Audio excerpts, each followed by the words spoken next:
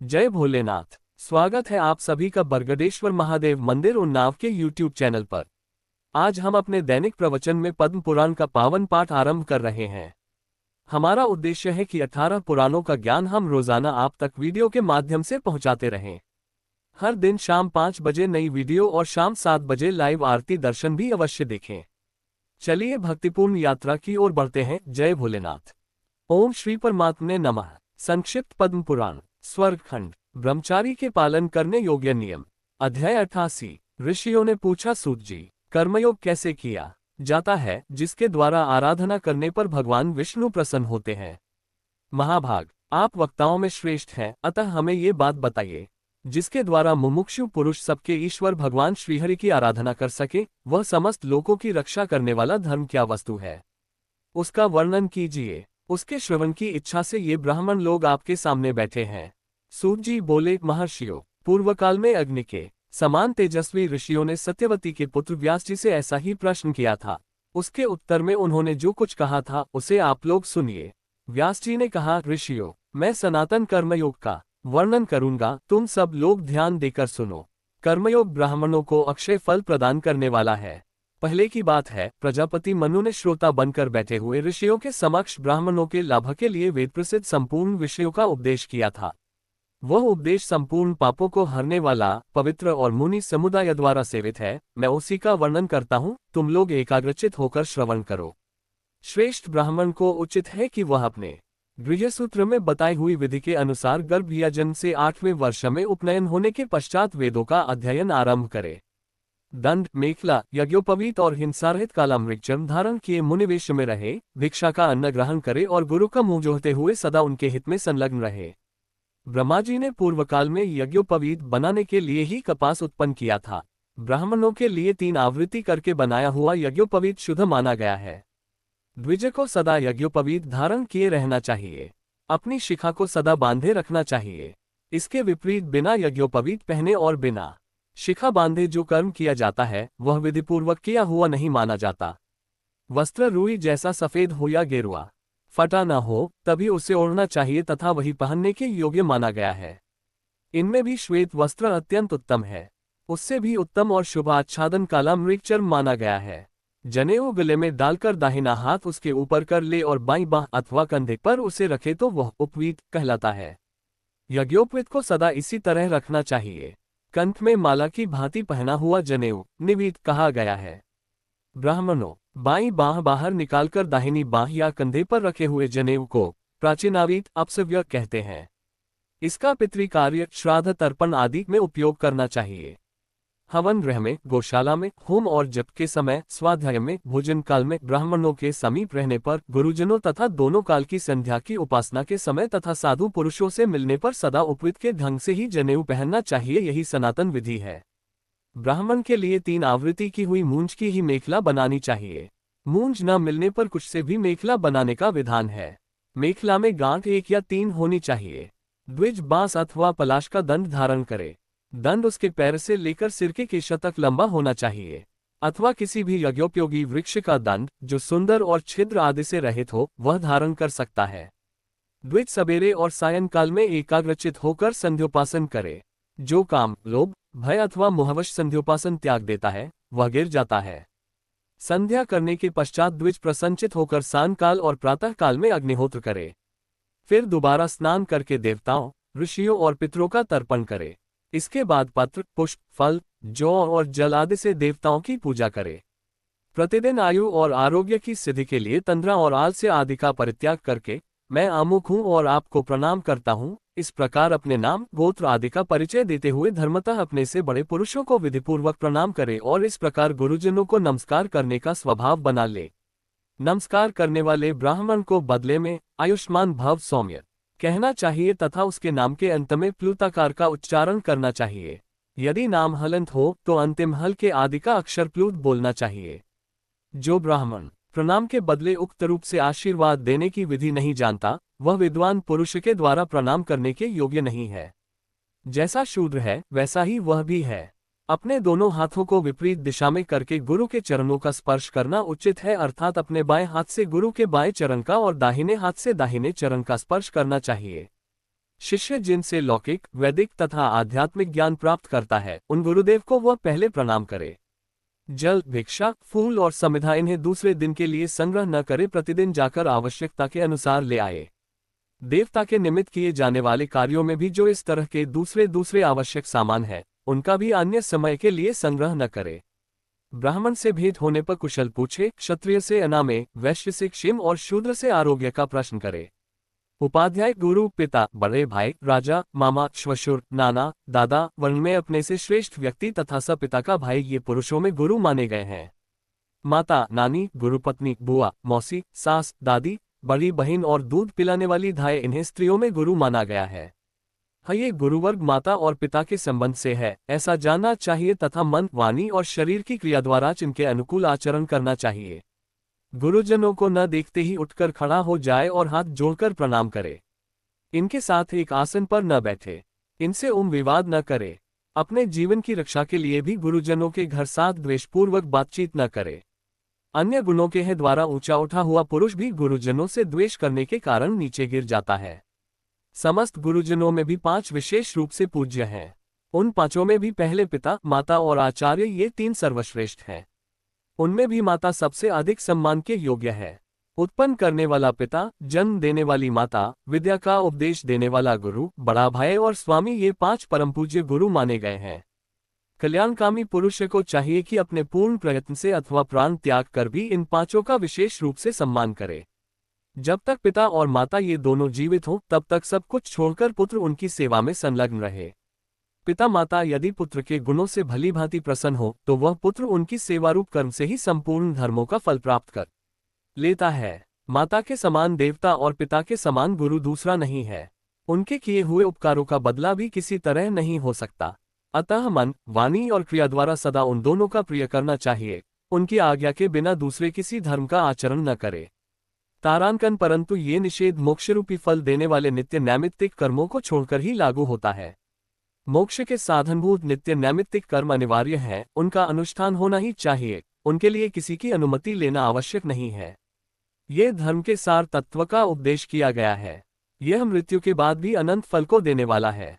उपदेशक गुरु की विधिवत आराधना करके उनकी आज्ञा से घर लौटने वाला शिष्य इस लोक में विद्या का फल भोगता है और मृत्यु के पश्चात स्वर्ग में जाता है। ज्येष्ठ भ्राता पिता के समान है। जो मूर्ख उसका अपमान करता है, वह उस पाप के कारण मृत्यु के बाद घोर नरक में पड़ता है। सत्पुरुषों के मार्ग पर चलने वाले पुरुष को स्वामी का सदा सम्मान करना चाहिए। इस संसार में माता का अधिक उपकार है, इसलिए उसका अधिक गौरव माना गया है। मामा, चाचा, श्वशुर, ऋत्विज्ञ और गुरुजनों से मैं अमुक हूँ ऐसा कहकर बोले और खड़ा होकर उनका स्वागत करे। यज्ञ में दीक्षित पुरुष यदि अवस्था में अपने से छोटा हो तो भी उसे नाम लेकर नहीं बुलाना चाहिए।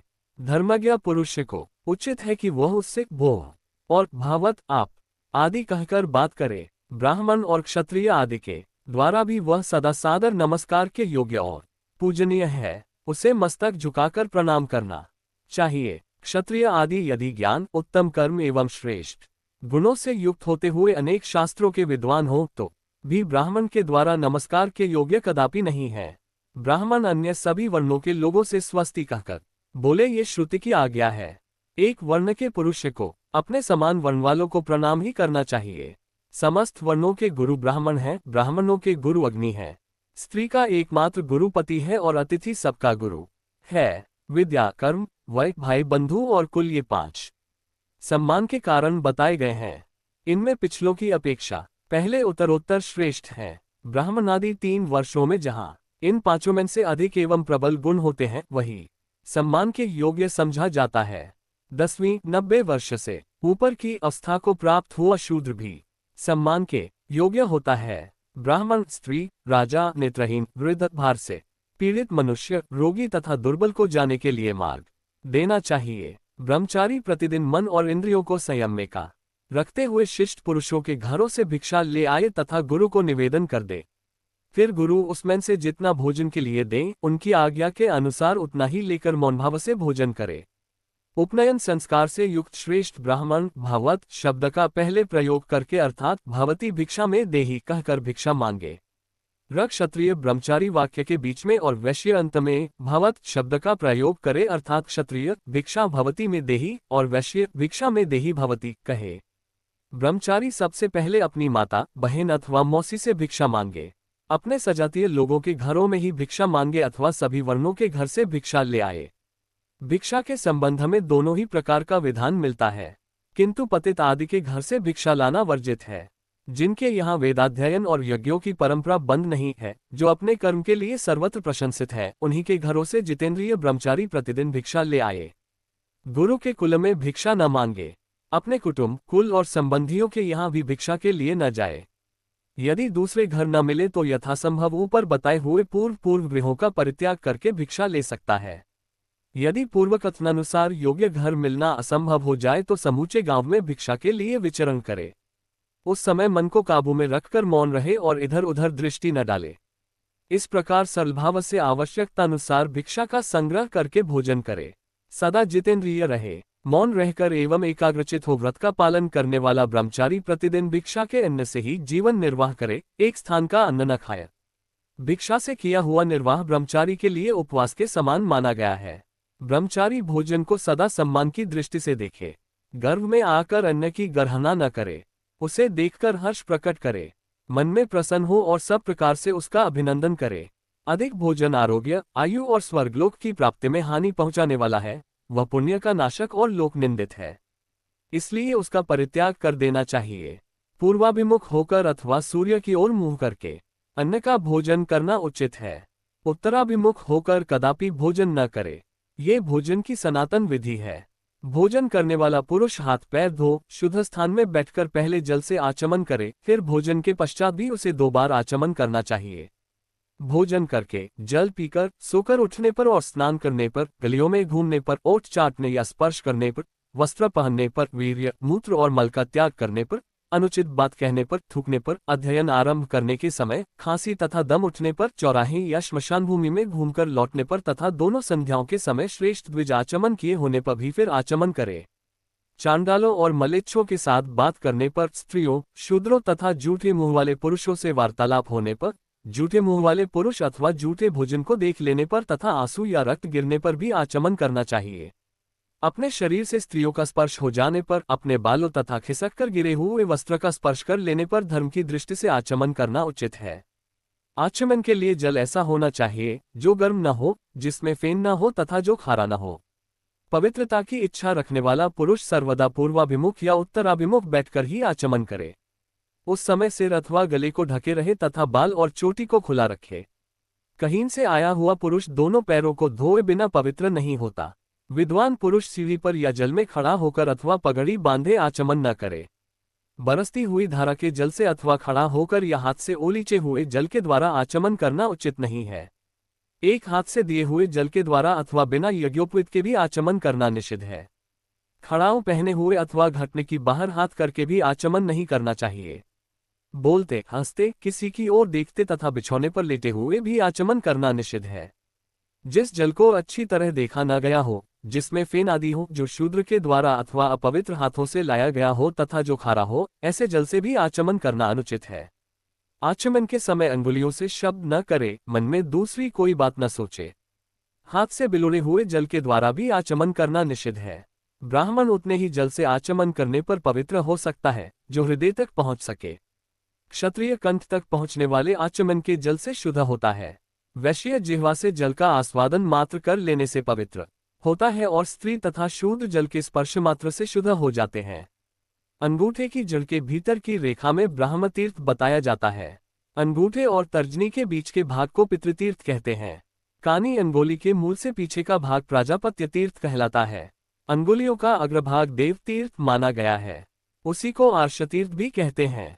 अथवा अंगुलियों के मूल भाग में दैव और आर्ष तीर्थ तथा मध्य में आग्नेय तीर्थ है, उसी को सौमिक तीर्थ भी कहते हैं।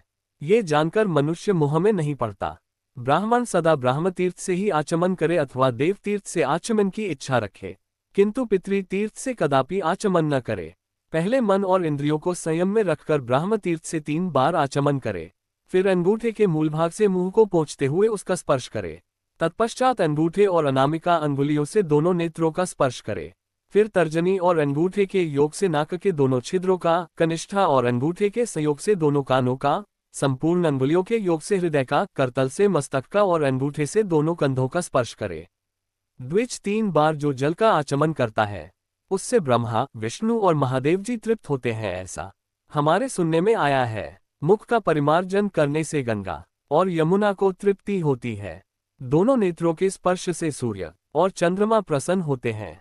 नासिका के दोनों छिद्रों का स्पर्श करने से अश्विनी कुमारों की तथा कानों के स्पर्श से वायु और अग्नि की तृप्ति होती है। हृदय के स्पर्श से संपूर्ण देवता प्रसन्न होते हैं और मस्तक के स्पर्श से वह अद्वितीय पुरुष अंतर्यामी प्रसन्न होता है।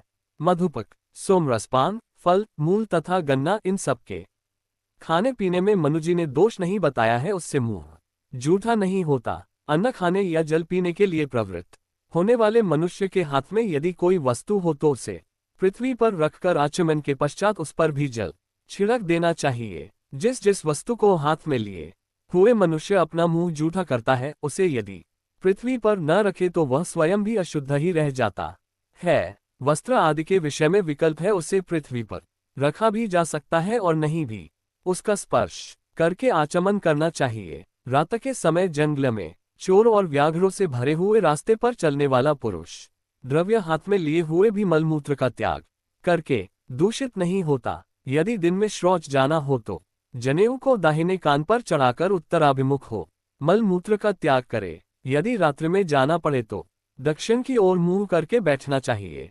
पृथ्वी को लकड़ी, पत्ते, मिट्टी, ढेले अथवा घास से ढककर तथा अपने मस्तक को भी वस्त्र से आच्छादित करके मल है मूत्र का त्याग करना चाहिए। किसी पेड़ की छाया में, कुएं के पास, नदी के किनारे, गौशाला, देव मंदिर तथा जल में, रास्ते पर, राख पर, अग्नि में तथा शमशान भूमि में भी मलमूत्र का त्याग नहीं करना चाहिए। गोबर पर, काठ पर, बहुत बड़े वृक्ष पर तथा हरी भरी घास में भी मलमूत्र करना निषिद्ध है। खड़े होकर तथा नग्न होकर भी मलमूत्र का त्याग नहीं करना चाहिए। पर्वतमंडल में, पुराने देवालय में, बाबी पर तथा किसी भी गड्ढे में मलमूत्र का त्याग वर्जित है। चलते चलते भी पाखाना और पेशाब नहीं करना चाहिए। भूसी, कोयले तथा ठीकरे पर, खेत में, बिल में, तीर्थ में, चौराहे पर अथवा सड़क पर, बगीचे में, जल के निकट, ऊसर भूमि में तथा नगर के भीतर इन सभी स्थानों में मलमूत्र का त्याग मना है। खड़ाऊ या जूता पहनकर, छाता लगाकर, अंतरिक्ष में, स्त्री, गुरु, ब्राह्मण, गौ, देवता, देवालय तथा जल की ओर मुंह करके, नक्षत्रों तथा ग्रहों को देखते हुए अथवा उनकी ओर मुंह करके तथा सूर्य, चंद्रमा और अग्नि की ओर दृष्टि करके भी कभी मलमूत्र का त्याग नहीं करना चाहिए। शौच आदि होने के पश्चात कहीं किनारे से लेप और दुर्गंध को मिटाने वाली मिट्टी लेकर आलस्यरहित हो विशुद्ध एवं बाहर निकाले हुए जल से हाथ आदि की शुद्धि करे। ब्राह्मण को उचित है कि वह रेत मिली हुई अथवा कीचड़ की मिट्टी न ले। रास्ते से, ऊसर भूमि से तथा दूसरों के शौच से बची हुई मिट्टी को भी काम में न ले। देव मंदिर से, कुएं से, घर की दीवार से और जल से भी मिट्टी न ले। तदनंतर हाथ पैर धोकर प्रतिदिन पूर्वोक्त विधि से आचमन करना चाहिए। आशा है आज का पद्म पुराण पाठ आपके जीवन में शांति और आशीर्वाद लाएगा। कृपया चैनल को लाइक, शेयर और सब्सक्राइब अवश्य करें। शाम 7 बजे लाइव आरती दर्शन में जरूर जुड़ें। फिर मिलेंगे कल शाम 5 बजे एक नए अध्याय के साथ। जय भोलेनाथ।